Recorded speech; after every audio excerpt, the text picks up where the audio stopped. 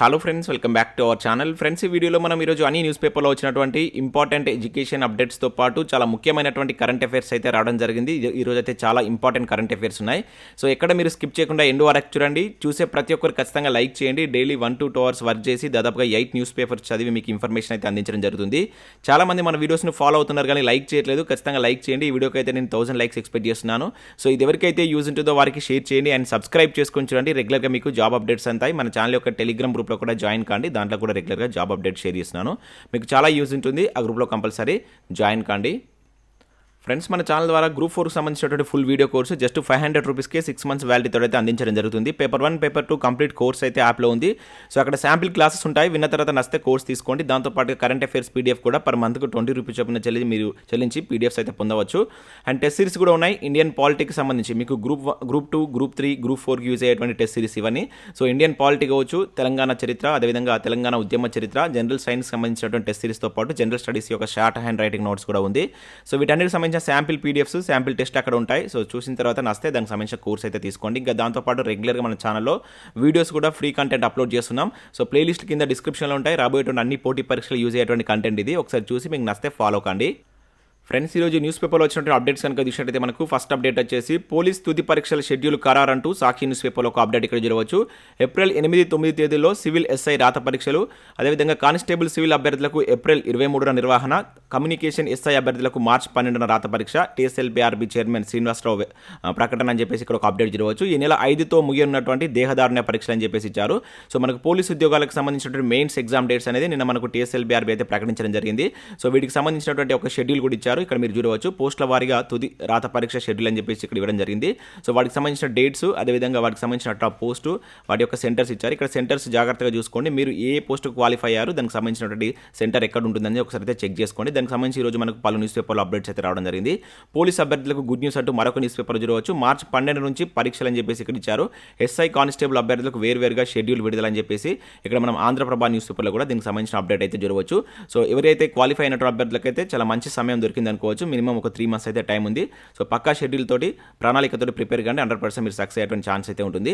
So next మరొక update కానీ ఇక్కడ మనం చూసినట్లయితే గ్రూప్ 2 సిలబస్లో మార్పులు అని చెప్పేసి ఇక్కడ నమస్తే తెలంగాణలో ఒక అప్డేట్ అయితే చూడవచ్చు. గ్రూప్ 2, గ్రూప్ 3లో కొత్త అంశాల చేర్పు అని చెప్పేసి ఇక్కడ ఇచ్చారు. సో ఇక్కడ ఇన్ఫర్మేషన్ కనుక చూసినట్లయితే TSPSC 783 పోస్టులతో ఇటీవల విడుదల చేసినటువంటి గ్రూప్ 2 ఉద్యోగాల సిలబస్లో కొన్ని మార్పులు చేసింది. సో ప్రస్తుతం పరిస్థితులకు తగ్గట్టుగా అదనపు అంశాలను ఇక్కడ జడ్జ్ చేసినట్టయితే మనం గుర్తుంచుకోవాల్సి ఉంటుంది. సో గ్రూప్ 2లో మొత్తం 4 పేపర్ ఉండగా 600 మార్కులకు పరీక్ష జరుగుతుంది. సో పేపర్ 2లో మనకు స్వల్ప మార్పులు చేయగా, సో పేపర్ 3లో కొంచెం మార్పులు అయితే ఎక్కువగా చేసినట్లయితే ఇక్కడ తెలుస్తుంది. సో పేపర్ 1 and 4లో మార్పులు ఏం చేయలేదు. పేపర్ 2లో సెక్షన్లో మనకేదైతే రెండో సెక్షన్లో పాలిటీలో కొత్తగా రాజ్యాంగ సవరణ విధానాన్ని కావచ్చు, సవరణ చట్టాలను ప్రత్యేకించి పేర్కొన్నారు. ఇంకా జాతీయ సమగ్రత కావచ్చు, అంతర్గత భద్రత, కేంద్ర రాష్ట్ర సంబంధాలు తదితర అంశాలను చేర్చారు. ఇది మనకు పాలిటీకి సంబంధించి. మూడో సెక్షన్లో భారతీయ సమాజ నిర్మాణంలో ఎథ్నిసిటీ కావచ్చు, మతం, మహిళల అనే అంశాన్ని చేర్చారు. సో ఇది మనకు పేపర్ 2కి సంబంధించి. ఇక పేపర్ 3లో ఉన్నటువంటి చేంజెస్ కనుక చూసినట్లయితే దాంట్లో ఒకటో సెక్షన్లో మనకు డెమోగ్రఫీ, జనాభా శాస్త్రం, ప్రాథమిక ద్వితీయ రంగాలు, పరిశ్రమలు, సేవా రంగం, ప్లానింగ్, నీతి ఆయోగ్, పబ్లిక్ ఫైనాన్స్ జడ్జ్ చేశారు. సో రెండో సెక్షన్లో తెలంగాణ ఎకానమీ నిర్మాణం, వృద్ధితో పాటు జనాభా వనరుల అభివృద్ధి, వ్యవసాయం, అనుబంధ రంగ సంస్థలు, పరిశ్రమలు, సేవా రంగాలు, రాష్ట్ర ఫైనాన్స్, బడ్జెట్, పాలసీలు చేర్చారు. సో మూడో సెక్షన్లో అభివృద్ధి, అండర్ డెవలప్మెంట్, అదేవిధంగా పేదరికం, నిరుద్యోగత అండ్ పర్యావరణం, సుస్థిర అభివృద్ధిని చేర్చారంటే ఇక్కడ చూడవచ్చు. ఇక్కడ మనకి ఏంటంటే ఉన్న సిలబస్ను, అంతకుముందున్న సిలబస్ను తీసేయలేదు, కొత్త సిలబస్ను యాడ్ చేశారు. చాలామంది మేము కొన్ని బుక్స్ తీసుకున్నాం, చదువుతున్నాం కదా, ఇబ్బంది అవుతుందని చెప్పేసి అనుకుంటారు. సో మీకు కొత్తగా యాడ్ చేశారు కానీ ఉన్న సిలబస్ని అయితే తీసేయలేదు. సో మీకు అటువంటిది ఏమైతే పెట్టుకోకండి. సో మళ్ళీ మనకు మార్కెట్లోకి వీటికి సంబంధించినటువంటి ఏదైనా అదనపు సమాచారం వచ్చినప్పుడు వీటిని మీరు వాటితో జడ్జ్ చేసుకోండి. సో ఉన్నటువంటి బుక్స్లో ఉన్నటువంటి ఇన్ఫర్మేషన్ మనకి ఏం చేంజ్ కాలేదు, కాకపోతే న్యూగా యాడ్ చేయడం జరిగింది. సో ఇక్కడ మనకు మరొక పేపర్ కూడా ఇచ్చారు. గ్రూప్ 2 సిలబస్లో మార్పులు అని చెప్పేసి కూడా చూడవచ్చు. ఈసారి 50% మార్కులు కష్టమేనా అనే టైటిల్ తోటి ఇక్కడ న్యూస్ అయితే చూడవచ్చు. సో గ్రూప్ 2లో 4 పేపర్లో 2 సిలబస్ మార్పులు చేశారు. గ్రూప్ 2లో పేపర్ 2లో స్వల్ప మార్పులు జరిగితే పేపర్ 3లో చాలా మార్పులు చేశారు. పేపర్ 1, పేపర్ 2లో మనకు ఎటువంటి మార్పులు లేవు. సో ఈ కొత్త మార్పులు చూస్తే సివిల్స్ పరీక్షల్లాగే మొత్తం 50% మార్కులు మాత్రమే స్కోర్ చేయగలిగే పేపర్లాగా ఉండే అవకాశం ఉందని చెప్పేసి అయితే ఇక్కడ మనకి ఇవ్వడం జరిగింది. అయితే దానిలో ఉన్నటువంటి మార్కులు ఏంటంటే కూడా ఇక్కడ మనకు ఈరోజు దిశ న్యూస్ పేపర్లో ఒక మంచి ఆర్టికల్ అయితే ఇవ్వడం జరిగింది. సో వీలైతే ఒకసారి దిశ న్యూస్ పేపర్ డౌన్లోడ్ చేసుకొని చూడండి. సో ఇక్కడ మనకు క్లియర్ కట్ డీటెయిల్స్ కూడా ఇచ్చారు. నేను మన టెలిగ్రామ్లో కూడా షేర్ చేస్తాను. ఈ చాప్టర్లో ఏమేమి చేంజెస్ వచ్చాయని కూడా ఇక్కడ ఇవ్వడం జరిగింది. సో నెక్స్ట్ అప్డేట్ ఇక్కడ చూసినట్టయితే మనకు సిలబస్ ఒకటే పోస్టులు బోల్డ్ అనే టైటిల్ తోటి నమస్తే తెలంగాణలో ఒక ఇంపార్టెంట్ ఆర్టికల్ అయితే చూడవచ్చు. గ్రూప్స్ ఇతర ఉద్యోగాలకు కామన్ సిలబస్, ఒకదానికి చదివితే అన్ని పరీక్షలు రాయవచ్చు, రాష్ట్రంలో ప్రభుత్వ ఉద్యోగాల జాగ్రత్తలు పాటించాలంటున్నటువంటి నిపుణులు అని చెప్పేసి ఇక్కడ చూడవచ్చు. సో రాష్ట్రంలో మనకు ప్రభుత్వ ఉద్యోగాల జాతర అయితే సాగుతుంది. 4-5 నెలల్లోనే దాదాపుగా TSPSC మనకు 26 రకాల నోటిఫికేషన్స్ రిలీజ్ చేయగా 17,000 పైగా ఉద్యోగాలు అయితే వాటికి సంబంధించినటువంటి భర్తీ ప్రక్రియ అయితే ప్రారంభమైంది. సో ఇవి కాకుండా మనకు పోలీస్ రిక్రూట్మెంట్ ప్రాసెస్ కూడా నడుస్తుంది. సో ఈ నేపథ్యంలో మనకి ఇక్కడ కామన్ సిలబస్ ఏంటి, ఇక్కడ చూసినట్లయితే సిలబస్ ఒకటే ఉంటుంది, చాలా పోస్టులు అంటే వివిధ నోటిఫికేషన్లు ఉన్నటువంటి పోస్టులు ఎక్కువగా ఉన్నట్లయితే ఇక్కడ ఇచ్చారు.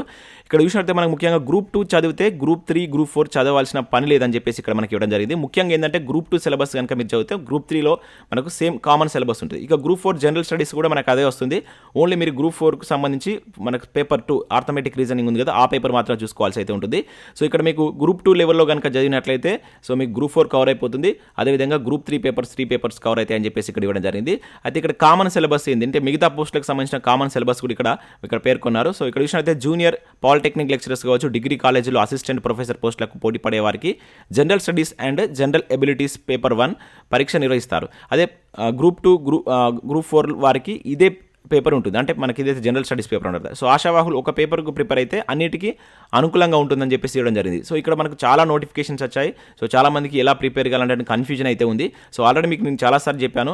సో మీరు కామన్ సిలబస్ పైన ఎక్కువగా ఫోకస్ చేయండి. అంటే జనరల్ స్టడీస్ ఇప్పుడు మీరు ప్రిపేర్ అవుతున్నటువంటి 3 లేదా 4 నోటిఫికేషన్లకు జనరల్ స్టడీస్ ఉన్నట్లయితే దానిపైన ఫోకస్ చేయండి. తర్వాత మిగతా వాటి ఇక్కడ జనరల్ స్టడీస్ అంటే మన Group 2లో ఉండేటువంటి హిస్టరీ కావచ్చు, పాలిటీ కావచ్చు, ఇతర సబ్జెక్టులు అనేటువంటి మనకి ఇక్కడ Group 4లో ఒకే పేపర్ కింద కనబడతాయి. సో అట్లా మీరు వాటిని జత చేస్తూ కామన్గా చదివేటువంటి ప్రయత్నం చేయండి. సో దానికి సంబంధించి ఒక వీడియో మీకు కావాలనుకుంటే వీడియోని లైక్ చేసి కింద ఇస్తాను కామెంట్ చేయండి. నేను కామన్ ప్రిపరేషన్ ఏ విధంగా చేయాలి, సో Group 2, Group 3, Group 4కి సంబంధించి ఇతర నోటిఫికేషన్లకు సంబంధించి ఏ సబ్జెక్టులను మొదటగా ఏ టాపిక్స్ చదవాలనేది కూడా మీకు ఒక వీడియోలో చెప్పే ప్రయత్నం చేస్తా. కావాలనుకున్నవారు లైక్ చేసి కామెంట్ చేయండి. సో ఇవి మనకు వివిధ న్యూస్ పేపర్లో వచ్చినటువంటి ఇంపార్టెంట్ ఎడ్యుకేషన్ అప్డేట్స్. ఈరోజు అయితే తక్కువ అప్డేట్స్ ఉన్నాయి, కాకపోతే చాలా ముఖ్యమైనటువంటి కరెంట్ అఫైర్స్ అయితే రావడం జరిగింది. సో కరెంట్ అఫైర్స్ అయితే చూద్దాం. సో ఖచ్చితంగా లైక్ చేయండి. ఒకే వీడియోలో మీకు current affairs and education updates ఇవ్వడం జరుగుతుంది. చాలా మంది చూస్తున్నారు కానీ లైక్ చేయలేదు, లైక్ చేసే ప్రయత్నం చేయండి. సో ఫస్ట్ కరెంట్ అఫైర్ కనుక విషయంలో విశ్వం నుంచి వచ్చే కాంతిపై స్టడీకి ఈస్ట్ టెలిస్కోప్ అని చెప్పేసి ఇక్కడ మనం చూడవచ్చు.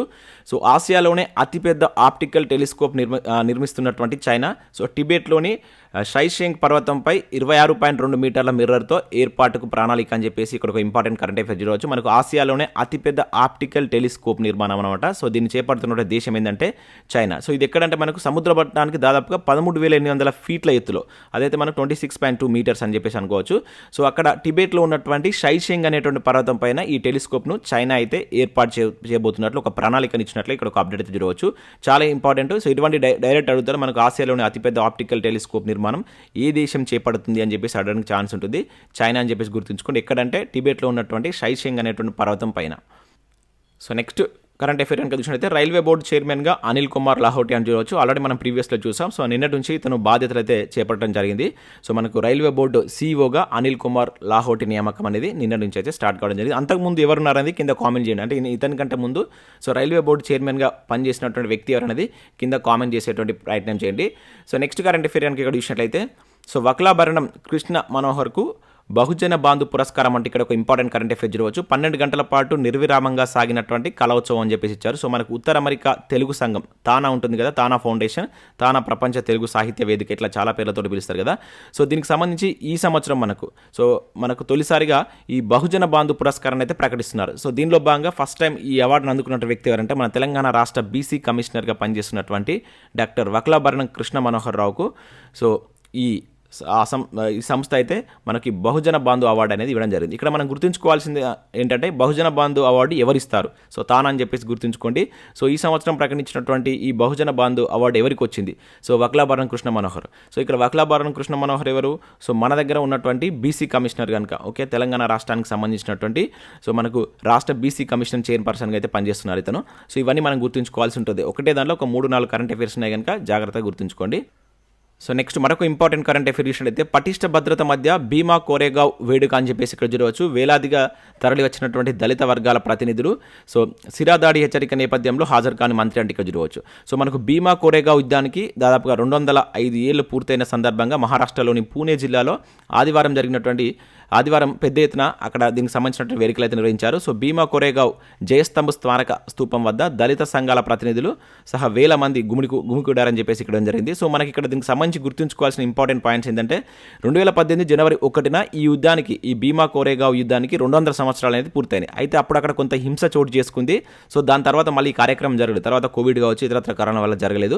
సో ఇప్పుడు మళ్ళీ 5 సంవత్సరాల తర్వాత ఈ వేడుకలు అయితే నిర్వహించారు. ఇది మనకు పూణేలో ఉన్నటువంటి ప్లేస్ అన్నమాట. చాలా చాలా ఇంపార్టెంట్. అయితే ఇక్కడ ఏంటంటే మనకు 1818 సంవత్సరం జనవరి 1న అప్పటి పూణే పాలకుడైనటువంటి ఎవరైతే మనకు పీష్వాతో జరిగినటువంటి యుద్ధంలో ఈ దళిత మహర్ సైన్యంతో కూడినటువంటి బ్రిటిష్ సైన్యాలు అనేది విజయం సాధిస్తాయి. అయితే ఇదేంటంటే కుల వివక్షకు వ్యతిరేకంగా అగ్రవర్ణాలపై సాధించినటువంటి ఒక గెలుపుగా సో గుర్తుంచుకునేందుకు ఏటా ఇక్కడ వాళ్ళు ఈ వేడుకలు నిర్వహిస్తారన్నమాట. అయితే దీన్ని కొన్ని వర్గాల వారు కూడా దీన్ని వ్యతిరేకిస్తారు. ఆ నేపథ్యంలో 2018లో మనకి గొడవలు కూడా అయ్యాయి. సో చాలా ఇంపార్టెంట్ ఇది. 2018 నుంచి కరెంట్ అఫైర్స్లో ఉంటుంది కనుక మనకు మన మరాఠా యుద్ధాలు చదువుతాం కదా. సో అక్కడ ఆ మరాఠా యుద్ధాలకు సంబంధించి ఒకసారి ఫోకస్ చేయండి. మనకు 4 మరాఠా యుద్ధాలు ఉంటాయి కదా. సో వాటికి సంబంధించి కొంచెం ఫోకస్ చేయండి. చాలా ఇంపార్టెంట్. ఇది మన కరెంట్ అఫైర్ ఇష్యూలో ఉంటుంది కనుక అక్కడ స్టాటిక్ అంశాలను కూడా అడగడానికి ఛాన్స్ ఉంటుంది. సో నెక్స్ట్ మరో కరెంట్ అఫైర్ చూద్దాం. సో ఇక్కడ చూసినట్లయితే ఐఐటి మద్రాస్ రికార్డు మోతా అని చెప్పేసి ఇక్కడ మనం చూడవచ్చు. జాతీయ స్థాయిలో పలు ప్రత్యేకతలు, పరిశోధనలు, ఆవిష్కరణలు సత్తా అంటే ఇక్కడ ఇవ్వడం జరిగింది. సో ఇక్కడ సాంకేతిక విద్యలో దేశంలోనేటువంటి పేరున్నటువంటి ఐఐటి మద్రాస్ క్యాంపస్ ర్యాంకులు కావచ్చు, పరిశోధనలు, ఆవిష్కరణలో రికార్డు మోతా ముగుస్తుంది. సో కేంద్ర విద్యాశాఖ ప్రకటించినటువంటి నేషనల్ ఇన్స్టిట్యూట్ ఆఫ్ ర్యాంకింగ్ ఫ్రేమ్వర్క్స్లో 2022లో మరోసారి లీడర్గా నిలిచిందంటూ ఇక్కడ చూడవచ్చు. సో ఓవరాల్ కేటగిరీలో మనకు అగ్రస్థానం నిలుపుకుంది ఫస్ట్ ప్లేస్లో. అదేవిధంగా ఈ ఘనత సాధించడం వరుసగా 4వసారి అన్నమాట. చాలా చాలా ఇంపార్టెంట్. అదేవిధంగా ఇంజనీరింగ్లో కూడా వరుసగా 7వసారి అగ్రస్థానాన్ని. ఓకే, ఓవరాల్ పర్ఫార్మెన్స్లో 4th టైం అండ్ ఇంజనీరింగ్లో 7th టైం. అదేవిధంగా ఆవిష్కరణల విజయాల్లో ఇక్కడి స్టార్టప్ల తడాకా చూపిస్తుండడంతో అటల్ ర్యాంకింగ్స్ ఆఫ్ ఇన్స్టిట్యూషన్లో సో దీనిలో కూడా తొలి ర్యాంకును సాధించినటువంటి మనకు ఇది ఐఐటిగా మద్రాసును అయితే మనం గుర్తుంచుకోవాల్సి ఉంటుంది. చాలా చాలా ఇంపార్టెంట్. ఐఐటి మద్రాసు చాలాసార్లు మనకు వార్తల్లో నిలిచింది. సో దానికి సంబంధించిన ఇంపార్టెన్స్ ఇలా ఒకటే దగ్గర మనకి ఇవ్వడం జరిగింది. ఒకసారి వీటిని గుర్తుంచుకొని ఇంకా అవే కాకుండా ఇంకా కొన్ని ఇక్కడ ఇచ్చారు. అందరినీ కలిపి కోర్సులు అండ్ 5Gలో తొలి అడుగు అని చెప్పేసి కొన్ని ఇవ్వడం జరిగింది. ఒకసారి దీన్ని స్క్రీన్ షాట్ తీసుకొని వీటిని కూడా చదివి. ముఖ్యంగా ఇక్కడ నేను చెప్పినటువంటి పాయింట్స్ చాలా చాలా ఇంపార్టెంట్. సో నెక్స్ట్ ఇక్కడ చూసినట్లయితే మనకు సాయి కిరణ్కు ఎక్సలెన్స్ అవార్డు అని చెప్పేసి ఇక్కడ చూడవచ్చు. సో మనకు కాకతీయ మెడికల్ కాలేజీలో ఎంబీబీఎస్ ఫైనల్ ఇయర్ చదువుతున్నటువంటి కూచన సాయి కిరణ్కు జాతీయ స్థాయి అవార్డు రావడం జరిగింది. తన అకాడమిక్ ఇయర్లో ఎంబీబీఎస్ కోర్సులో మొత్తం 12 గోల్డ్ మెడల్స్ సాధించినటువంటి సాయి కుమార్కు న్యూఢిల్లీలో నిర్వహించినటువంటి కార్యక్రమంలో ఎక్సలెన్స్ ఇన్ అకాడమీ అవార్డును అందుకున్నటువంటి వ్యక్తి కింద మనం గుర్తుంచుకోవాల్సి ఉంటుంది. ఓకేనా, చాలా ఇంపార్టెంట్. డైరెక్ట్ ఎటువంటి క్వశ్చన్స్ అడుగుతారు కనుక పేరు గుర్తుంచుకోండి. అతను ఏ university, KU. So next current affair అయితే ఆదివాసీల ఆత్మార్పణానికి 75 ఏళ్ళని చెప్పేసి ఇక్కడ మనం చూడవచ్చు. సో 75 ఏళ్ల క్రితం ఇదే రోజున జరిగినటువంటి 1948 జనవరి 1న మన దేశంలో ఆదివాసులపై జరిగినటువంటి హత్యాకాండ ఫలితంగా ఆదివాసులకు నూతన సంవత్సర వేడుకలు లేవు. సో జార్ఖండ్లోని, ఇది చాలా ఇంపార్టెంట్ ఈ ప్లేసు, జార్ఖండ్లోని కార్సావాన్లో సో రాణి దుర్గావతి ఆడిటోరియంలో ఆదివాసీల అమరులకు ఏటా జనవరి 1న ఆదివాసులు శ్రద్ధాంజలి ఘటిస్తారని చెప్పేసి ఇక్కడ ఇచ్చారు. సో ఇక్కడ ఏంటంటే మనకు 1948 జనవరి 1న స్వాతంత్ర భారతదేశంలో మొట్టమొదటి నూతన సంవత్సర వేడుకలు జరుపుకుంటున్నటువంటి సందర్భంలో సో మన బీహార్లోని అంటే నేటి జార్ఖండ్లో ఉంటుంది కదా, జార్ఖండ్లో ఉన్నటువంటి ఈ కర్సావాన్ అనేటువంటి ప్లేస్ను ఒడిశాలో విలీనం చేయడాన్ని గిరిజనులు వ్యతిరేకిస్తారనమాట. వాళ్ళు మేము బీహార్లోనే ఉంటామని చెప్పేసి చెప్తే సో ప్రభుత్వం వాళ్ళని బలవంతంగా ఒడిశాలో ఉన్నటువంటి ప్లేస్లో అయితే విలీనం చేస్తుంది. సో దాన్ని వ్యతిరేకిస్తూ దాదాపు 50,000 మంది గిరిజనులు ఒక ఉద్యమం చేస్తారు. దానిలో 30,000 మంది చనిపోయినట్లుగా సో ఇక్కడైతే చెప్తారు. సో దాన్ని స్మరిస్తూ ప్రతి ఏటా 1948లో జనవరి 1 జరిగినటువంటి డేను సో వాళ్ళు ఆదివాసీల ఆత్మార్పణ దినంగా అయితే వీళ్ళు జరుపుకుంటారని చెప్పేసి ఇక్కడ ఇచ్చారు. ఇంతకుముందు మనం మరొకటి కూడా చూస్తాం, మన కోరేగావ్ యుద్ధం కావచ్చు అండ్ ఇవి రెండు చాలా చాలా ఇంపార్టెంట్. ముఖ్యంగా ఏంటంటే వీళ్ళు ఈశాన్య రాష్ట్రాల్లో ఉన్నటువంటి గిరిజనులకు ఒక ప్రత్యేక గుర్తింపు ఇవ్వాలని కూడా వీళ్ళు దీనికోసం ఫైట్ చేస్తారనమాట. ఇంపార్టెంట్, చాలా ఇంపార్టెంట్, గుర్తుంచుకోండి. సో నెక్స్ట్ ఇక్కడ మన మరొక కరెంట్ అఫైర్ అయితే దేశవ్యాప్తంగా జైనుల నిరసనలు అని చెప్పేసి ఒక కరెంట్ అఫైర్ ఇక్కడ జరుగుతుంది. సో జార్ఖండ్లోని సమ్మేద్ షికార్జీని పర్యాటక ప్రాంతంగా మార్చడంపై ఆందోళనలు. సో గుజరాత్లో ఆలయ ధ్వంసంపై ఆగ్రహం అంటూ చూడవచ్చు. ఇక్కడ 2 సంఘటనలు అనమాట. ఒకటి వచ్చేసి ఏదైతే మనకు జైనుల యొక్క ఒక పవిత్ర స్థలాన్ని పర్యాటక ప్రదర్శనగా మార్చడం కావచ్చు, అదేవిధంగా గుజరాత్లో వీళ్ళకి సంబంధించిన ఆలయాలపై ధ్వంసం జరగడాన్ని నిరసిస్తూ ఇక్కడ జైనులు నిరసన కార్యక్రమాన్ని చేపట్టాలైతే గుర్తుంచుకోవాల్సి ఉంటుంది. దేశంలో మనకు జైనులు ఆదివారం భారీ నిరసన ప్రదర్శన చేపట్టారు. సో జార్ఖండ్లో ఉన్నటువంటి మనకేదైతే ఈ పార్శ్వనాథ్ హిల్స్ వద్ద ఉన్నటువంటి జైనుల పవిత్ర ప్రార్థనా మందిరమైనటువంటి శ్రీ సమ్మేద్ షికార్జీని పర్యాటక ప్రాంతంగా ప్రకటిస్తూ హేమంత్ సోరెన్ ప్రభుత్వం అయితే నిర్ణయం తీసుకుంది. సో దీనికి వ్యతిరేకంగా అదేవిధంగా గుజరాత్లో సో ఈ పాలితానాలో ఉండేటువంటి జైన ఆలయాల యొక్క విధ్వంసాన్ని ఖండిస్తూ కూడా వీళ్ళు నిరసనలు చేపట్టాడు. ఇక్కడ గుర్తుంచుకోవాల్సి ఉంటుంది. ఇటువంటి మనకు ఈ వార్తల్లో ఉన్నటువంటి ప్లేసెస్ కింద వస్తాయి కనుక సో వాటిని గుర్తుంచుకునేటువంటి ప్రయత్నం చేయండి. నెక్స్ట్ మనకు సో 2022లో ఉన్నటువంటి ర్యాంకులు భారతదేశం ఏ ప్లేస్లో ఏ ర్యాంక్లో ఉంది. ఇక్కడ హెల్త్ అండ్ సర్వైకల్ ఇండెక్స్లో 146 అండ్ అదేవిధంగా ర్యాంక్లో తగ్గుదల, అదేవిధంగా ఆకలి సూచిలో 107, హ్యూమన్ ఫ్రీడమ్ ఇండెక్స్లో 150 అండ్ వరల్డ్ హ్యాపీనెస్ ఇండెక్స్లో 139. సో పర్యావరణ పరిరక్షణ సూచి 180వ స్థానంలో ఉంది. అదేవిధంగా సో నెక్స్ట్ ఇక్కడ చూసినట్లయితే దాని తర్వాత లింగ సమానత్వ సూచి కనుక చూస్తే 135 అండ్ అదేవిధంగా డెమోక్రసీ ఇండెక్స్ వచ్చేసి 53. సో ఇట్లా అన్ని ఇండెక్సెస్ అయితే ఇక్కడ ఇచ్చారు. ఒకసారి దీన్ని స్క్రీన్ షాట్ తీసుకుని అయితే చూడండి. సో నెక్స్ట్ చూసినట్లయితే మనకు భారత్లో పెరిగినటువంటి నిరుద్యోగం అంటే చూడవచ్చు. డిసెంబర్లో 16 నెలల గరిష్టానికి అని చెప్పేసి ఇక్కడ ఇచ్చారు. నిరుద్యోగ రేటు 8.30% నమోదు. CMEO వెల్లడని చెప్పేసి ఇక్కడ జరిగింది. మనకు కేంద్ర ప్రభుత్వం వెల్లడించినటువంటి నివేదిక ప్రకారం సో మనకు డిసెంబర్లో నిరుద్యోగ రేటు అనేది 8.3% నమోదైంది. ఇది మనకు 16 నెలల గరిష్టంగా కావడం అనేది ఇదే, అంటే 16 నెలల్లో అత్యధికంగా నిరుద్యోగ రేటు ఏ నెలలో మనకు నమోదైందంటే డిసెంబర్ అని చెప్పేసి గుర్తుంచుకొని దీంట్లో డైరెక్ట్ అవ్వడానికి ఛాన్స్ ఉంటుంది. సో నెక్స్ట్ కేటరాక్ట్ సర్జరీలో 11వ స్థానంలో తెలంగాణ అంటూ చూడవచ్చు. అగ్రస్థానంలో యూపీ, దక్షిణాదిన తమిళనాడు అని చెప్పేసి ఇచ్చారు. ఇక్కడ మనం కేటరాక్ట్ అంటే ఏంటంటే కంటి శుక్లాలకు సంబంధించినటువంటి శస్త్రచికిత్సలు చేసేటువంటి దాన్ని అంటాం మనం. సో ఈ శస్త్రచికిత్సలు అనేటువంటి మనకు తెలంగాణలో చాలా తక్కువగా జరుగుతున్నట్లు కేంద్రం అయితే వెల్లడించింది. సో దేశంలో తెలంగాణ 11వ స్థానంలో నిలిచినట్లయితే పేర్కొంది. సో మనకు ఓవరాల్గా పర్ఫార్మెన్స్లో చూసినట్లయితే మనకు యూపీ ఫస్ట్ ప్లేస్లో ఉంది, మనకు దక్షిణాదిన తమిళనాడు అనేది ఫస్ట్ ప్లేస్లో ఉండడం జరిగింది. సో వీటిని గుర్తుంచుకోండి. దేశంలో ఉత్తరప్రదేశ్ అగ్రస్థానంలో. సో ఆ రాష్ట్రంలో మొత్తం 2 ఏళ్లలో ఏకంగా 15.43 lakhs సర్జరీలు చేసినట్లయితే ఇక్కడ అది రికార్డు సృష్టించింది. దాని తర్వాత మధ్యప్రదేశ్, గుజరాత్ ఆ విధంగా అయితే ఉన్నాయి. సో దక్షిణాదిన చూసినట్లయితే మనకు తమిళనాడు అగ్రస్థానంలో నిలిచింది, కర్ణాటక సెకండ్ ప్లేస్లో ఉంది, తర్వాత ఆంధ్రప్రదేశ్. సో నెక్స్ట్ మనది కనుక చూసుకుంటే 11th ప్లేస్ ఓవరాల్గా అయితే ఉందన్నమాట. సో దీన్ని గుర్తుంచుకోండి. నెక్స్ట్ ఇక్కడ చూసినట్లయితే మనకు 11వ సైన్స్ కాంగ్రెస్ ఉద్దేశించి 3న ప్రధాని ప్రసంగం అంటూ చూడవచ్చు. సో మనకు జనవరి 3వ తారీఖు నుంచి 108వ సైన్స్ కాంగ్రెస్ అయితే జరుగుతుంది. సో దీనికి సంబంధించి మోడీ గారు వర్చువల్గా అయితే ప్రసంగం చేయనున్నారు. సో ఇది మనకు మహారాష్ట్ర నాగపూర్లో అయితే జరుగుతుంది, చాలా ఇంపార్టెంట్. సో అదేవిధంగా మనకి ఇప్పుడు కానీ జనవరి ఫస్ట్ 10 daysలో 2 ఇంపార్టెంట్ సమావేశాలు జరుగుతాయి. ఒకటి సైన్స్ కాంగ్రెస్ సదస్సు, నెక్స్ట్ వచ్చేసి మనకు ఏంటంటే ప్రవాస భారతీయ దివాస్. సో దానికి సంబంధించి ఈసారి మనకి ఎక్కడ జరగనుందని చెప్పేసి నాకు కింద అయితే కామెంట్ చేయండి. సో ఇవి మనకు వివిధ న్యూస్ పేపర్లో వచ్చినటువంటి important education updates, current affairs. So video నచ్చినట్లయితే లైక్ చేసి మీ మిత్రులకైతే షేర్ చేయండి. Thanks for watching. Thank you everyone.